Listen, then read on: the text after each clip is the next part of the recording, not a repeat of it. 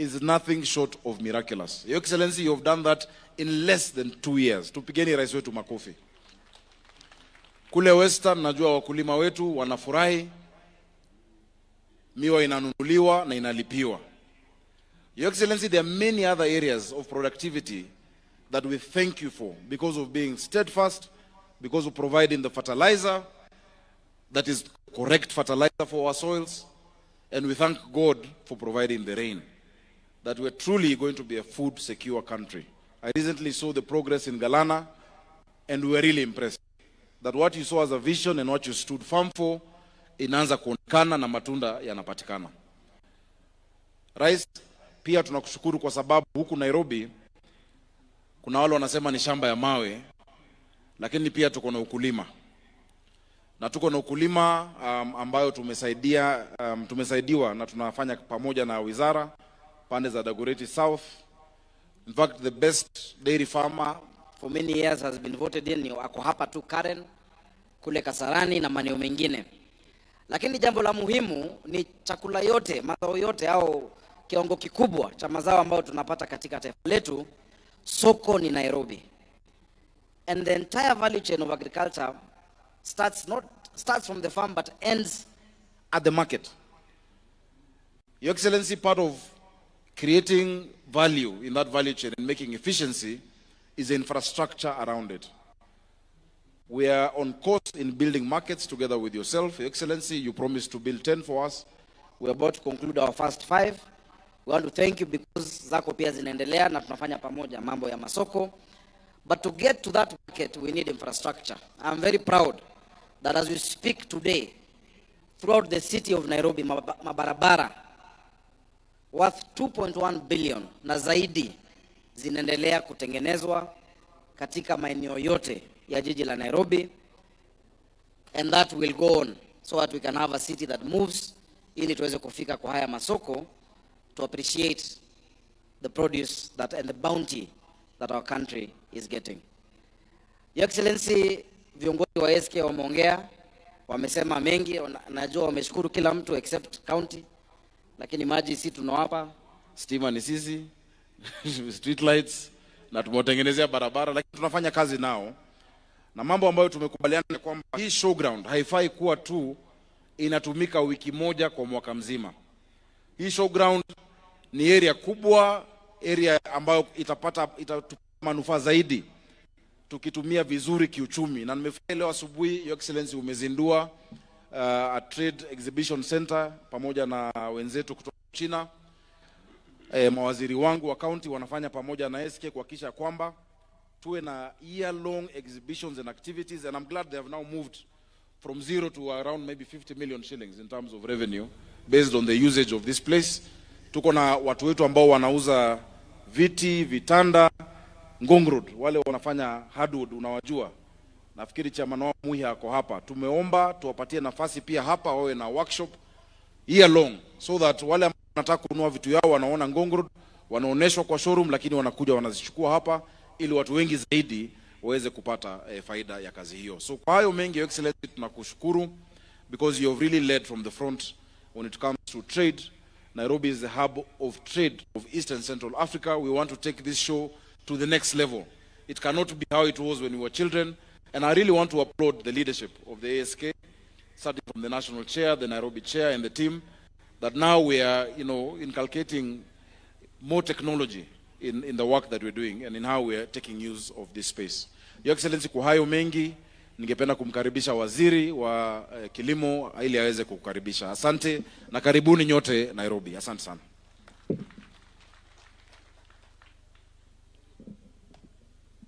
Thank you very much, Governor. Your Excellency, the President of the Republic of Kenya, and all protocol observed in the interest of time. Your Excellency, I've got a few remarks to make, but before I do so, please allow me to introduce some of the colleagues who are here with us. I would like to introduce my PS, Agriculture PS, Dr. Rono, who is here with us.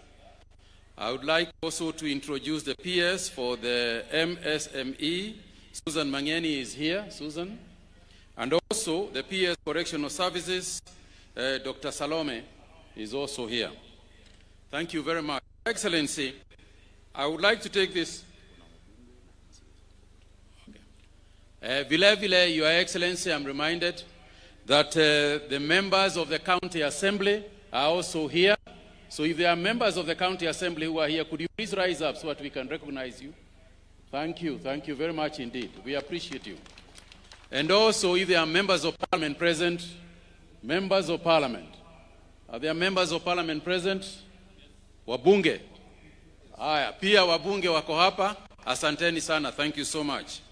Your Excellency, may I take this opportunity on behalf of the Ministry of Agriculture and Livestock Development, the Agricultural Society of Kenya, and the stakeholders in the agricultural sector to welcome you to this year's Nairobi International Trade Fair.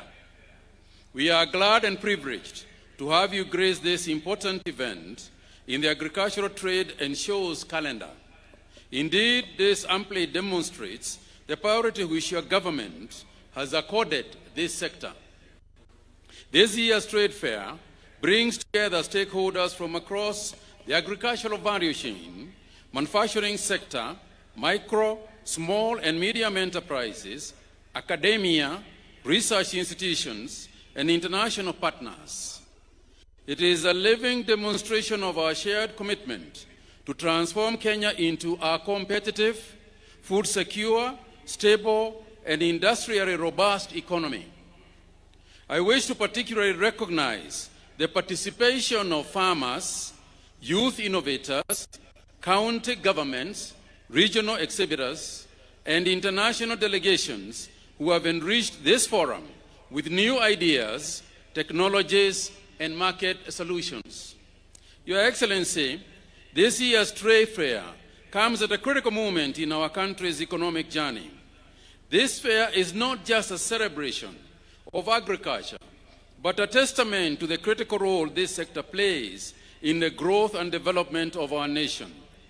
The government, under your leadership, continues to invest in enabling infrastructure, agricultural productivity, digitization of production, and trade services, as well as strengthening of export promotion frameworks.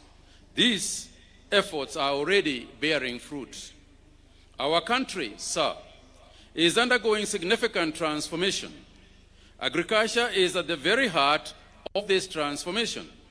We appreciate the support rendered to farmers through targeted production side inputs, linkages to markets, and guaranteed minimum earnings. We are already witnessing, sir, the result of this transformation and reforms through increased production of maize, sugarcane, tea, rice, coffee, dairy, and meat value chains. Very importantly, farmers are getting higher earnings for their produce and on time. Your Excellency, the Ministry will continue to accelerate this transformation by enhancing crop and livestock quality and production, local value chain addition, and technology adoption, among other interventions. As we have all witnessed in the past 1 year, our national security is not just about food and nutrition secure, but also about providing decent, new, dignified, and digitized jobs and opportunities for our young people. This sector must deliver on the promise of a new dawn for Kenya and by Kenya. It must become profitable and worthwhile.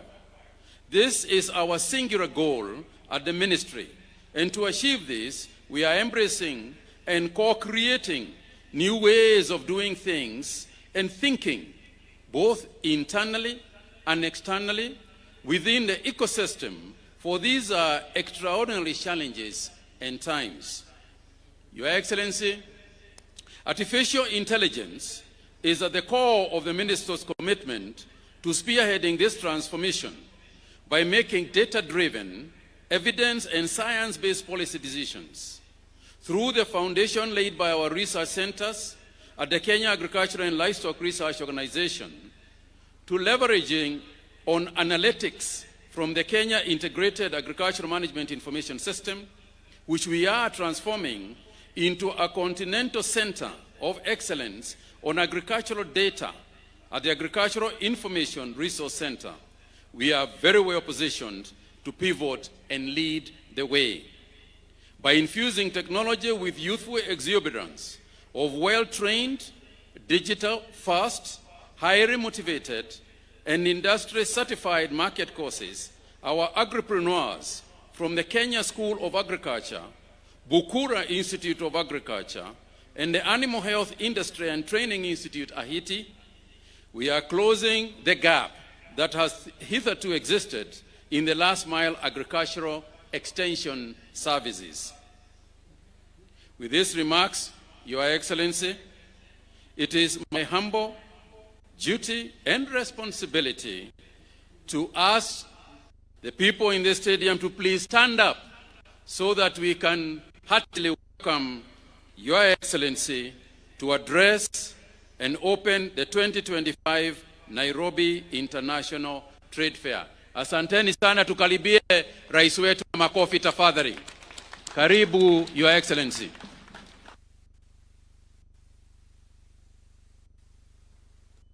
Asante sana waziri, tafadhali tunaweza keti chini. Thank you very much.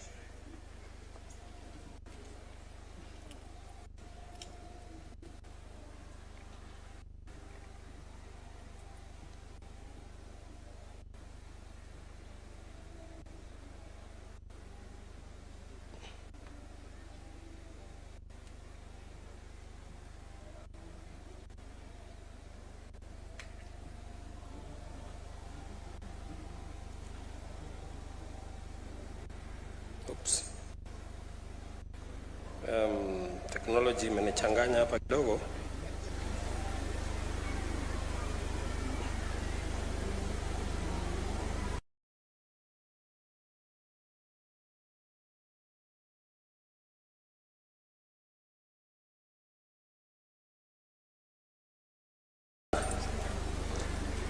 Pata mngwana amenisaidia hapo kidogo.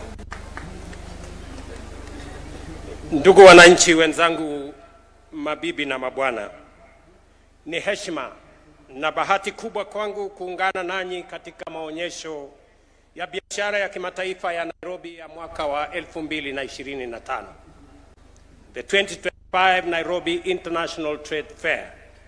Tukio ambalo kwa miaka limekuwa na ustawi na sasa linahesabiwa miongoni mwa maonyesho makuu yanayoonyesha uwezo wa Kenya katika kilimo na biashara.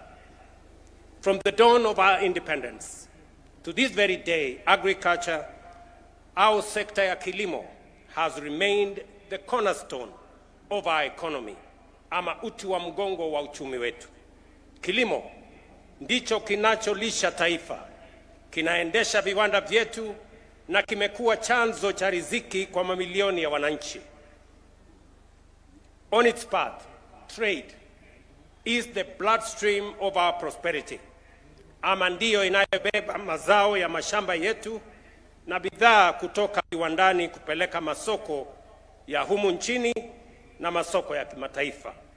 Together, agriculture and trade are the twin engines that drive Kenya's inclusive growth and national development.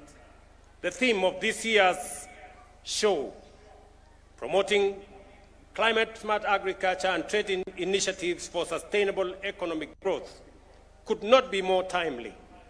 It reminds us that for Kenya to thrive, agriculture must not only feed our people, but also adapt to climate change, embrace sustainability, and leverage innovation. Hii mada pia inatufunza kwamba biashara ndiyo daraja kati ya uzalishaji na ustawi. Pasipo biashara nzuri, jasho la wakulima wetu haliwezi kuleta mapato, ajira ama ukuaji. Yet, ladies and gentlemen, the full potential of agriculture has for long been constrained by formidable changes and challenges. Prolonged droughts, sudden floods, and erratic rainfall have disrupted planting and harvesting cycles. gharama ya pembejeo kuanzia mbolea hadi mbegu na madawa za mimea zimekuwa mzigo mkubwa kwa wakulima. Kugawanya vipande kwa mashamba, kuharibika kwa udongo na kutumika kwa unyunyizaji maji mashamba ni baadhi ya masuala ambayo yamegandamiza uzalishaji nchini.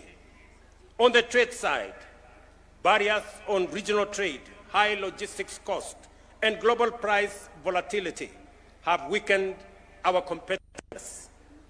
Mabibi na mabwana, ndio maana kwa kipindi cha miaka mitatu tumetekeleza mageuzi makubwa ya kijasiri na ya kubadilisha mfumo, na matokeo sasa yanaonekana wazi. In 2023, we launched the Kenya Integrated Agricultural Management Information System to register farmers on a digital platform and improve service delivery. Today, 7,100,000 farmers are active on the platform, up from only 300,000 in 2022. This digital revolution allows us to deliver subsidies directly, eliminate wastage, and target genuine farmers. Through e-vouchers, inputs are accessed transparently.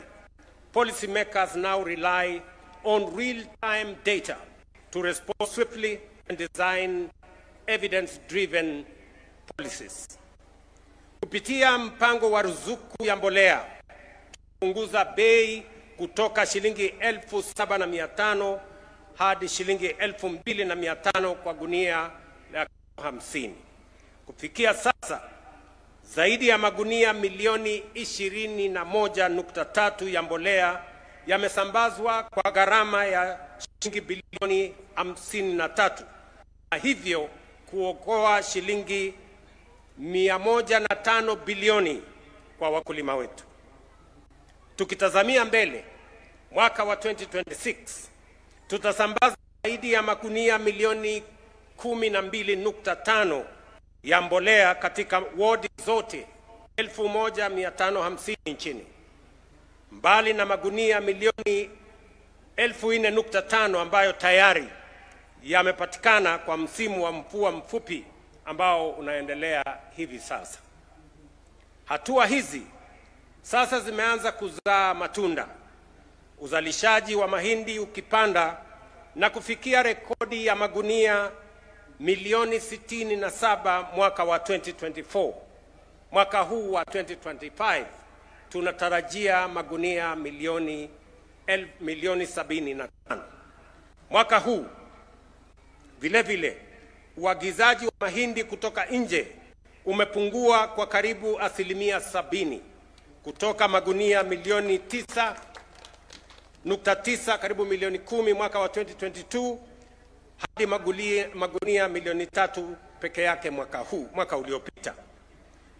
Sitarajii ya kwamba kutakuwa na mahindi yoyote yatakayoagizwa kutoka nje mwaka huu, kwa sababu tunatarajia mazao makubwa zaidi. At the same time, consumer prices have eased. The cost of a 2 kilogram packet of maize flour has fallen by about 38%, from Kenya shillings 250 in 2022 to Kenya shillings 160, 140, and sometimes 120 in 2025. The price of a 90 kilogram bag of maize has dropped by 31%, from an average of 5,500 to now 3,200 per 90 kilogram bag. Uzalishaji wa chai umeongezeka kwa 12%, huku mapato yakipanda kwa 40%, kutoka shilingi bilioni 138 mwaka wa 2022 hadi shilingi bilioni 215 mwaka wa 2024. Mapato ya wakulima wadogo yamepanda kutoka shilingi 50 kwa kilo moja hadi shilingi 64 kwa kilo moja ya majani mabichi ya chai.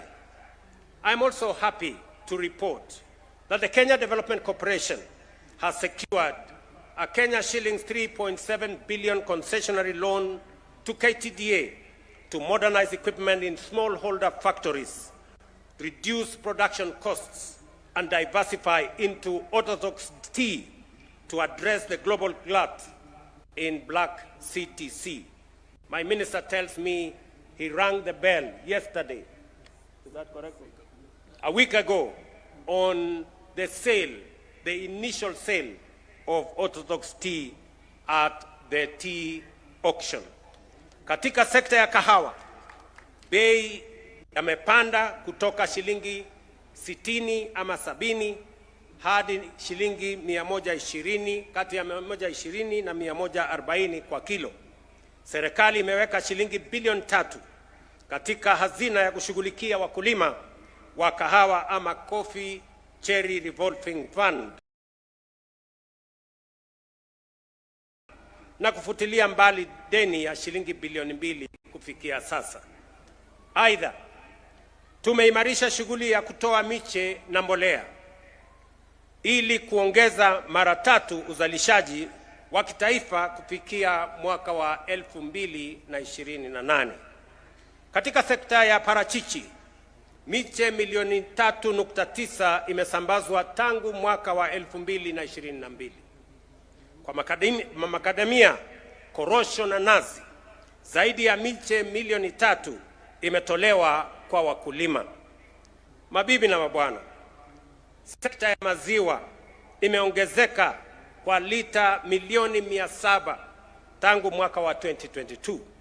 Na wakulima sasa wanahakikishiwa kiwango cha chini cha kati ya shilingi 45 na shilingi 50 kwa lita moja.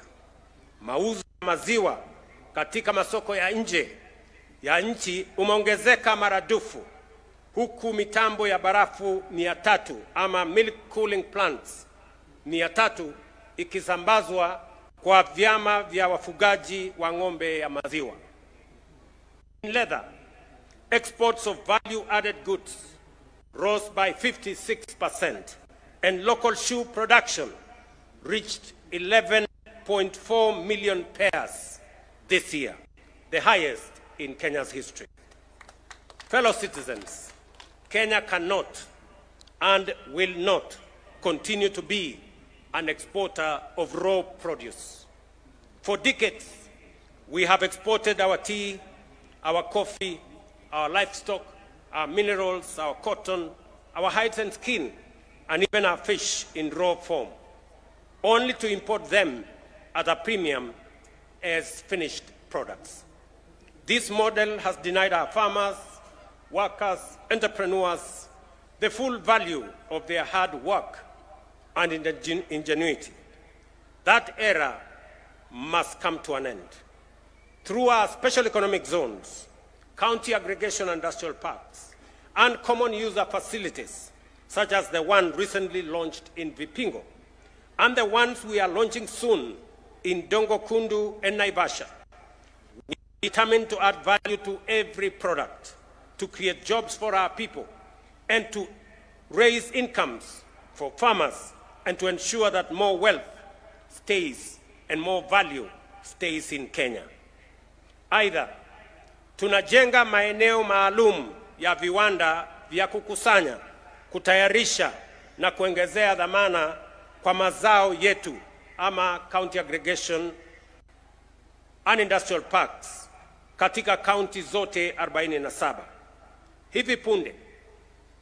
Hivi ndivyo tutakavyokuwa vituo vya wakulima kupeleka mazao yao, kupata hifadhi ya baridi, mahala ya kisasa na mitambo ya kuongezea dhamani, na kuunganishwa moja kwa moja na masoko ya ndani na masoko ya kimataifa.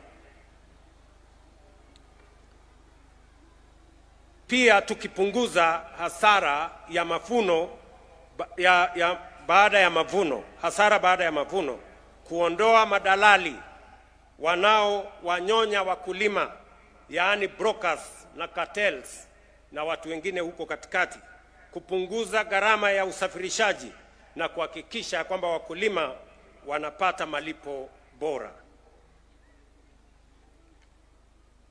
Katika elimu, tunatekeleza mfumo mpya wa ufadhili unaolenga wanafunzi kwa elimu ya juu, wanafunzi kwa elimu ya juu, na tuko njiani kuajiri walimu 1,100 zaidi ili kulinda mustakabali wa watoto wetu.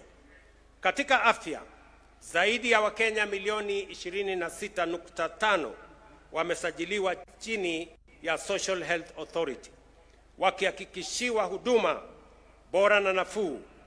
Mageuzi haya ni hatua za kisia, ni mpango makusudi na shupavu kwa kuunda mpya uchumi na jamii ya taifa letu la Kenya. Tunadhihirisha ukubwa wa maeneo yetu, kina cha dhamira yetu na hakika ya hatima yetu kama taifa linaloinuka. The outcomes we have achieved so far affirm a simple truth. Kenya has never lacked resources or talent or ideas. What we lacked was steadfast focus, courage of conviction, and bold leadership to rise above mediocrity and pursue excellence. I have made a deliberate and intentional choice not to settle for the ordinary. And I invite you, fellow Kenyans, to make the same choice. Our destiny is not average. It is extraordinary. That excellence is not a mere dream. It is real, it is possible, and it is within our reach. As I speak on matters agriculture, and the minister is here with his team, much as we have achieved what we have achieved, we have managed to stabilize the agricultural sector. We have digitized the whole space, registered 7.1 million farmers. Now we have reliable data to run our agricultural policies and to create and to invent and to innovate every intervention that is going to boost our agricultural productivity. We have also made available resources for all inputs, from fertilizer to seeds and all the way to pesticides. We have also removed brokers, cartels, and people who undermine farmer prices from our space. We have stabilized our production. We are seeing increases in food production, in maize, in wheat, in tea, in coffee, and in all the other products.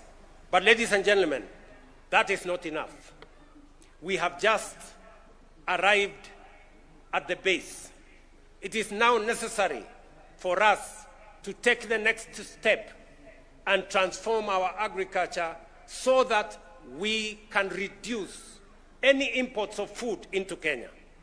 For your information, ladies and gentlemen, we still import up to 400 billion worth of food products into Kenya.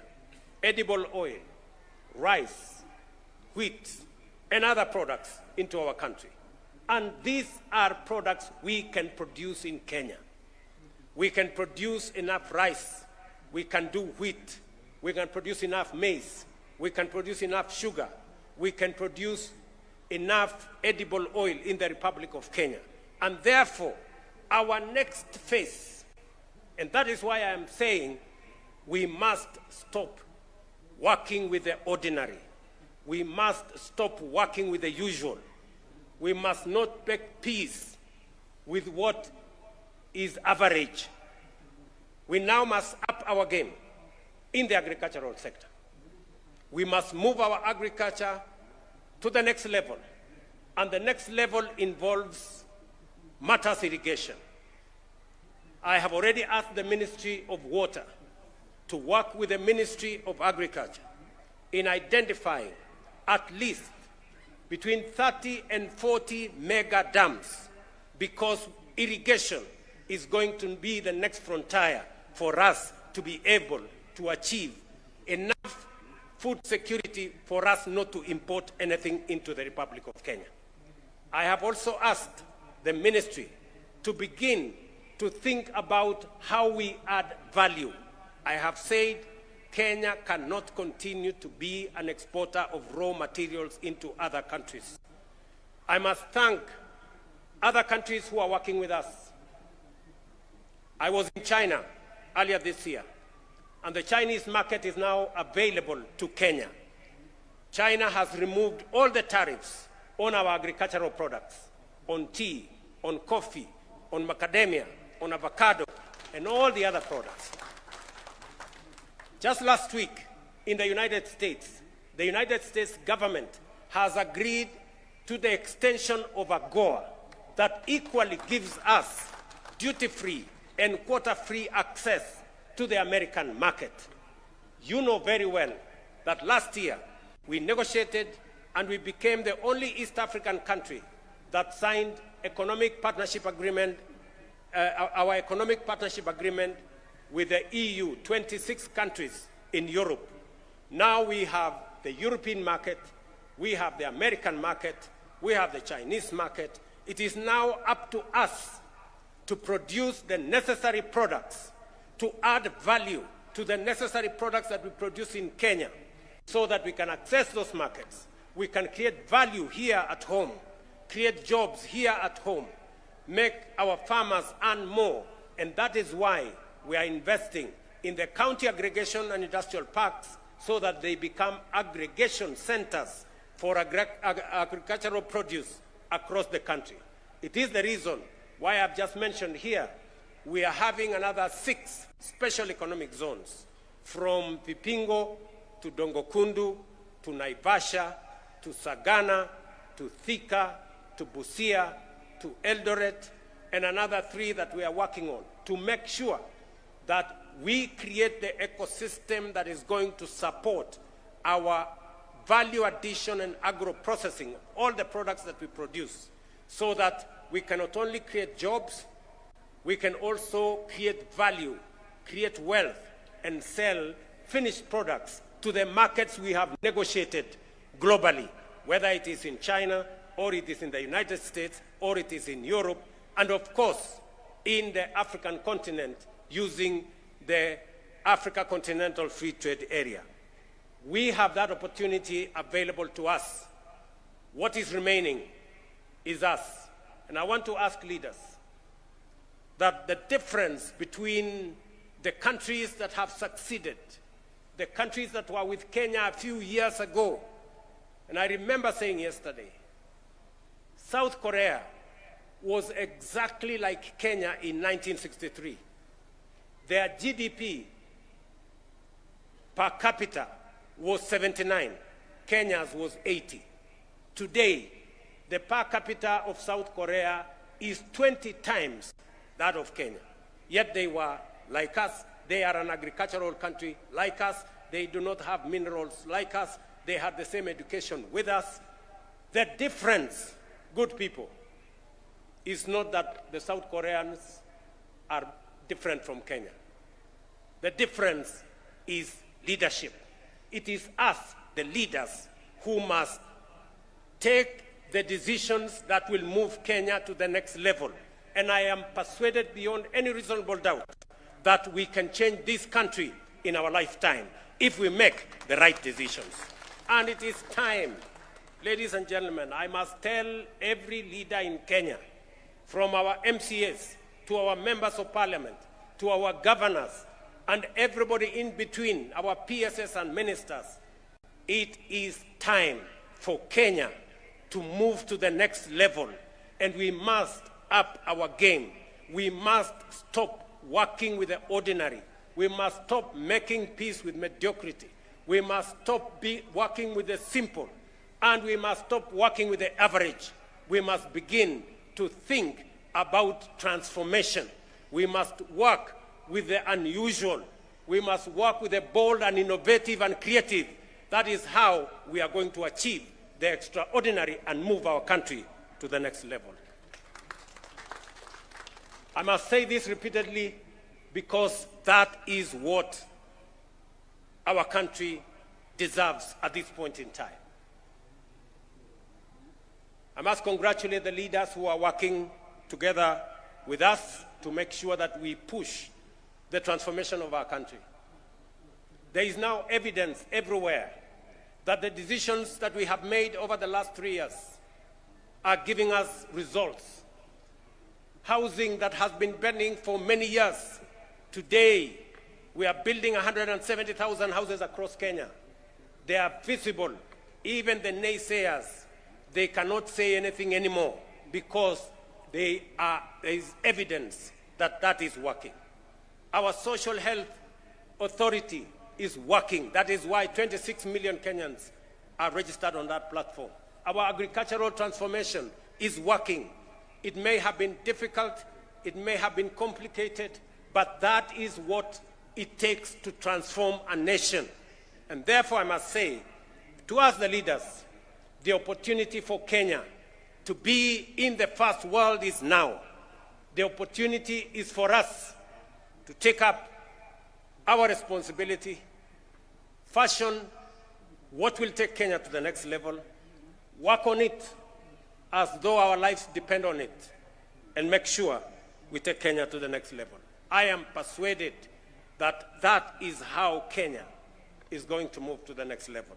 And I am persuaded that Kenya has what it takes, the men and women, the resources, the ideas, the policies, the young people of our nation, the restlessness sometimes you see in our young people, the impatience that you see in our young people is because they are impatient with the ordinary. They are tired of the usual, of the average. They want us to up our game because there is great potential in our nation. And none other than our young people know that. And that is why we must up our game as leaders and as Kenyans. And with those remarks, it's now my distinct honor and privilege to officially declare the 2025 Nairobi International Trade Fair open. I thank you, and God bless you. Another round of applause for His Excellency on that inspirational speech. And Your Excellency, before we come to the end or the close of this session, we have the award ceremony. And I will kindly, with utmost respect, request for His Excellency, together with the Waziri, to kindly step forward for the award ceremony. Your Excellency, sir.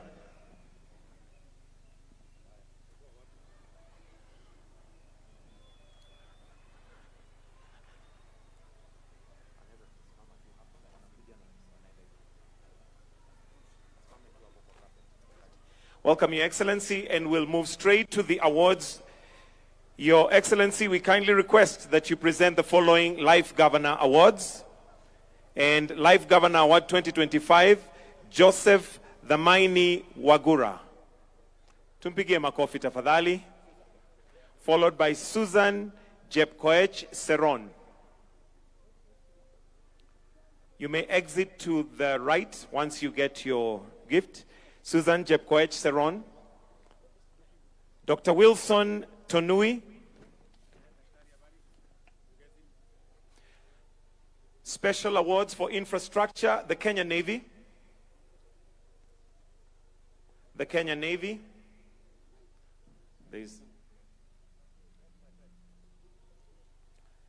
The National Youth Service. Followed by 50 years, Worthington Kimathi. Worthington Kimathi. 40 years, Charles Moirore. Tanis Helden.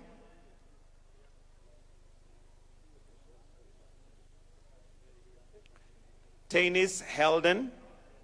Then for 40 years, Hezekiah Muriuki. Hezekiah Muriuki. I'll also be assisted by Martha here to continue.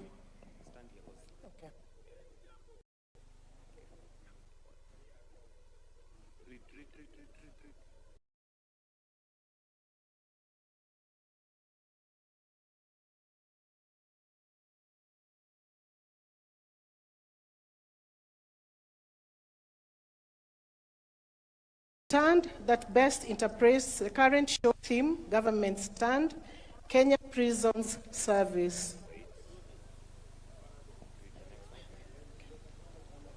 The best university stand, Kenyatta University.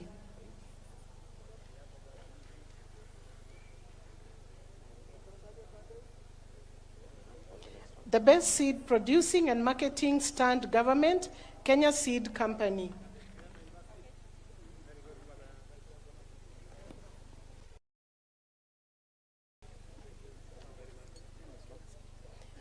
The best agricultural-based statutory board stand, Kenya Sugar Board.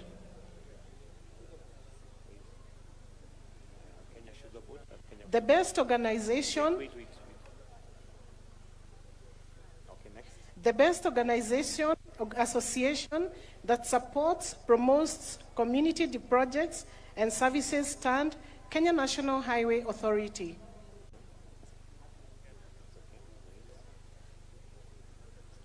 The best stand in water and water waste management services, Athi Water.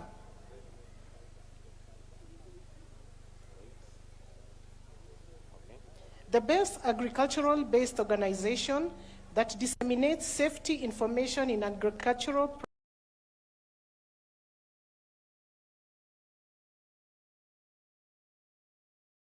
products, Kenya Plant Health Inspectorate Service. The best stand in youth activities, empowerments and capacity building, NACADA.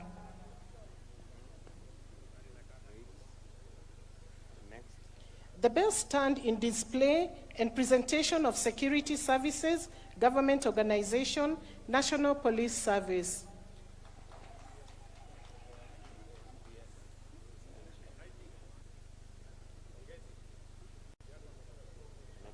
The best stand in tourism, tours and travel, Kenya Wildlife Service.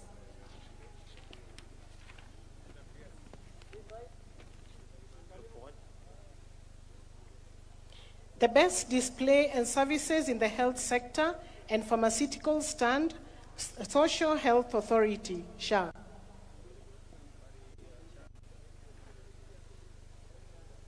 The best innovation and invention stand, NACOSTI.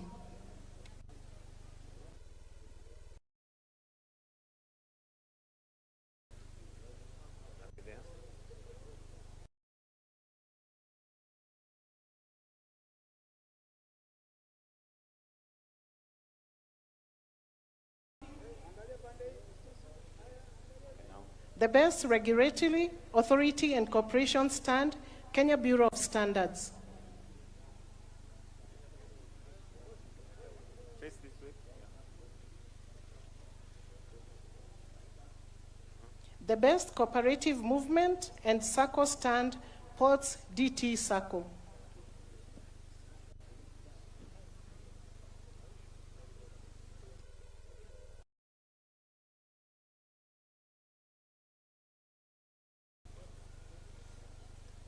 The best bank stand, Cooperative Bank.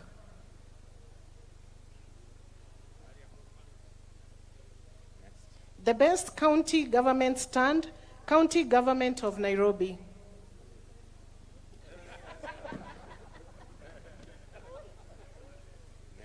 The best county department stand, Department of Green Nairobi.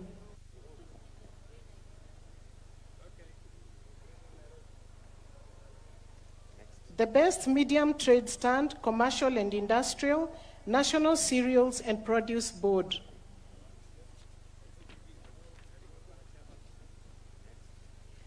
The best small stand, Commercial and Industrial, Kenya Industrial Estates.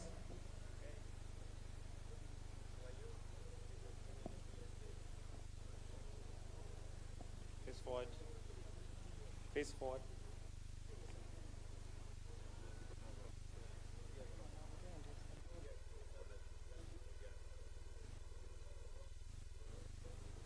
The best independent commission stand, IEBC.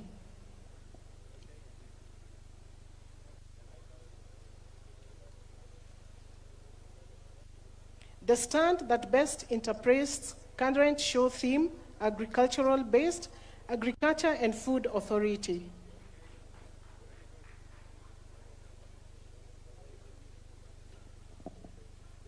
The best microfinancial institution stand, Stima Sacco.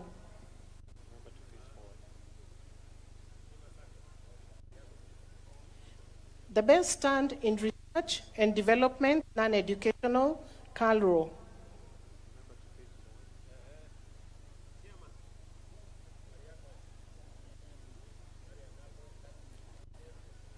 The best stand in hospitality and catering services, Kabete National Polytechnic.